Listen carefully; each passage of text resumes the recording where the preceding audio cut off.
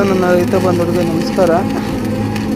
ಇದು borewell problem ಬಂದು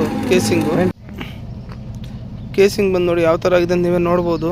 already ಒಂದು ವಿಡಿಯೋ ಅಪ್ಲೋಡ್ ಮಾಡಿದ್ದೀನಿ, ಅದು ನೋಡಿ. ಇದು ನೋಡಿ ಯಾವ ಥರ ಆಗಿದೆ. ಎಲ್ಲ ಪೈಪೆಲ್ಲ ತೂತಾಗ್ಬಿಟ್ಟಿದೆ, ಎಲ್ಲ ವೇಸ್ಟು ಒಂದು ಇದಾಗುತ್ತೆ, ಪೇಪರ್ ಟೈಪ್ ಆಗ್ಬಿಟ್ಟಿದೆ. ಕೇಸಿಂಗ್ ಎಲ್ಲ ರಿಮೂವ್ ಮಾಡ್ತಾಯಿದ್ದೀರಿ, ನೀವೇ ನೋಡ್ಬೋದು ಯಾವ ಥರ ಆಗಿದೆ ಅಂತ. ಇದು ಬಂದು ನಮಗೆ ಲೊಕೇಶನ್ ಬಂದು ಈ ಕಡೆ ಕುಣಿಗಲ್ ಹತ್ರ ಒಂದು ಹಳ್ಳಿ. ನಮಗೆ ಇನ್ಸ್ಟಾಗ್ರಾಮಲ್ಲಿ ಫಾಲೋ ಮಾಡಿ ಈ ಥರ ಒಂದು ಪ್ರಾಬ್ಲಮ್ ಆಗಿದೆ ಅಂತ ಬಂದು ವಿಸಿಟ್ ಮಾಡಿ ನೋಡಿದ್ರಿ. ಈಗ ಕೇಸಿಂಗಲ್ಲಿ ರಿಮೂವ್ ಆಯಿತು, ಈ ಕೇಸ್ ಫಿಟ್ ಮಾಡ್ತಾಯಿದ್ರಿ.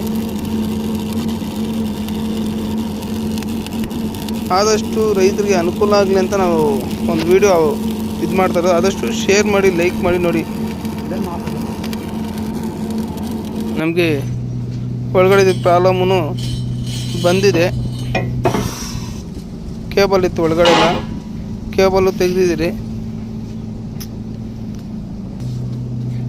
ಕೇಬಲ್ ಎಲ್ಲ ರಿಮೂವ್ ಮಾಡಿ, ಮತ್ತು ಮೋಟ್ರೂ ಬಂದಾಗಿದೆ, ನೀವೇ ನೋಡ್ತಾ ಇರ್ಬೋದು.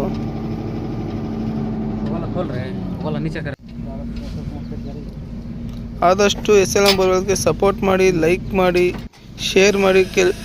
ಕೆಲವು ರೈತರು ಗೊತ್ತಿರಲ್ಲ, ಆದಷ್ಟು ಶೇರ್ ಮಾಡಿ ಅಂತ ನಾವು ನಿಮ್ಮಲ್ಲಿ ವಿನಂತಿ ಮಾಡ್ತೀನಿ.